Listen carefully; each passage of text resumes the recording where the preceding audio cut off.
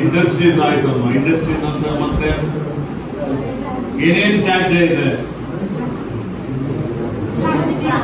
Plastic,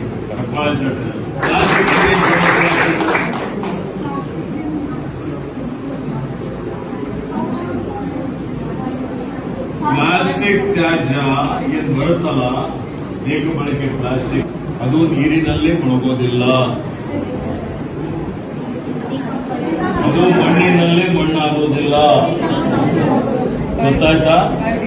ಅದು ಒಂದು ವೇಳೆ ಸುಟ್ರೆ ಏನಾಗ್ತದೆ?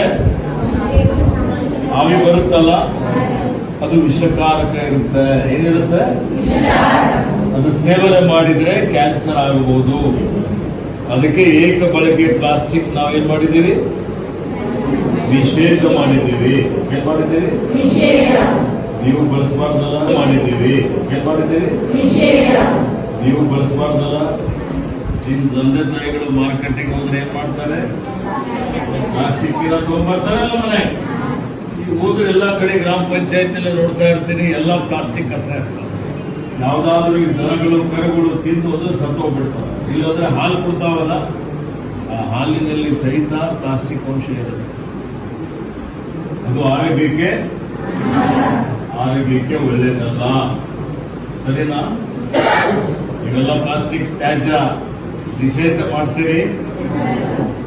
ಪ್ಲಾಸ್ಟಿಕ್ ಬಳಸಲ್ಲ ಅಂತ ಸಂಕಲ್ಪ ಮಾಡಬೇಕು. ಏನ್ ಮಾಡಬೇಕು? ಪ್ಲಾಸ್ಟಿಕ್ ಜಾಗದಲ್ಲಿ ಬಟ್ಟೆ ಚೀಲ, ಹಿಂದಕ್ಕೆ ನಾವು ಪೂರ್ವಿಕರೆಲ್ಲರೂ ಬಟ್ಟೆ ಚೀಲ ಉಪಯೋಗ ಮಾಡ್ತಿದ್ರು. ಏನ್ ಮಾಡ್ತಿದ್ರು? ಬಟ್ಟೆ ಚೀಲ ನಾವೆಲ್ಲ ತಗೊಂಡು ಹೋಗಿ ಮಾರುಕಟ್ಟೆಗೆ ತರ್ತೀವಿ. ದಿನಸಿ ಇರ್ಬೋದು, ಮತ್ತೊಂದು ಇರ್ಬೋದು, ತರ್ತೀವಿ ಅಂತ ಹೇಳಬೇಕು. ಹೇಳ್ತೀರಾ?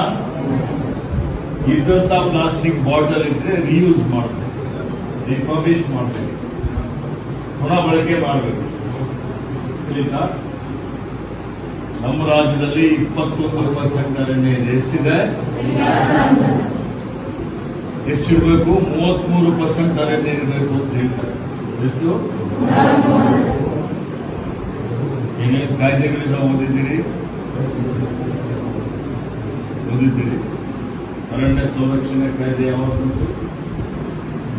ಓದ್ಲಿಕ್ಕೆ ಇನ್ನೋದಿಲ್ಲ, ಬರೀ ಇದೆ ಅಷ್ಟೇ ಅಲ್ಲ. ಎಲ್ಲರಿಗೆ ಜ್ಞಾನನೂ ಇರಬೇಕು. ಆಯ್ತಾ? ಮತ್ತೆ ಏನಾದ್ರು ಬೇಕಾ? ಇಲ್ಲಿ ನಿಮ್ಗೆ ಇಂಟರ್ನೆಟ್ ಬರ್ತಾ ಇದೆಯಾ?